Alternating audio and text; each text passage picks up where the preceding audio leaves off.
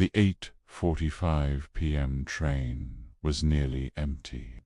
I took my usual seat near the back, headphones in, just watching the city lights blur into long, colorful streaks.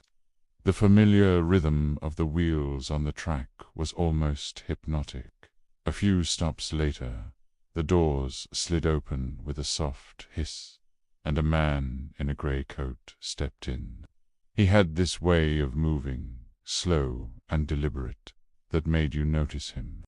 He didn't look at anyone, just walked down the aisle and sat directly across from me. An odd feeling started to creep over me. It was raining outside, a steady downpour, and his face looked pale and damp, like he'd just been caught in it.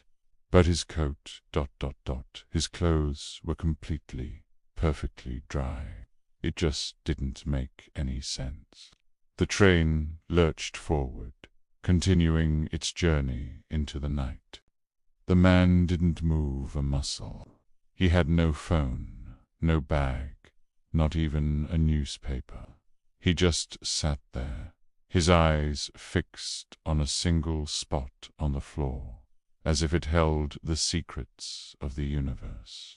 At the next station, a ticket inspector got on. He was cheerful enough, going through his routine, checking tickets, nodding politely. "Ticket, please. Thank you, sir. Have a good night." He worked his way down the carriage, getting closer and closer. When he reached the man in gray, he paused.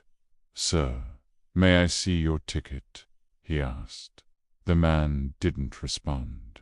He didn't even blink. The inspector frowned. "Sir." He waved a hand in front of the man's face, trying to get his attention. Suddenly, the inspector's friendly demeanor vanished. His eyes went wide, and he took a sharp step back. Without another word, he turned and walked quickly out of the carriage. That's when the man in gray slowly, ever so slowly, turned his head and looked directly at me. His voice was a dry whisper, barely audible over the rumble of the train. "He doesn't check me anymore." My blood ran cold. My heart was pounding against my ribs. The train screeched into the next station, and that was my cue. I grabbed my bag and practically threw myself out onto the platform, not daring to look back until I was a safe distance away. I glanced through the window, just to make sure. He was still there, staring, alone. The train doors slid shut, but as it started to pull away, I caught my own reflection in the darkening glass. The seat beside the man in gray. It wasn't empty anymore, and the person sitting there looked just like me. Thanks for listening to my story tonight.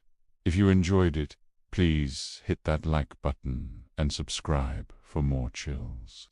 Stay safe out there, and I'll see you in the next one.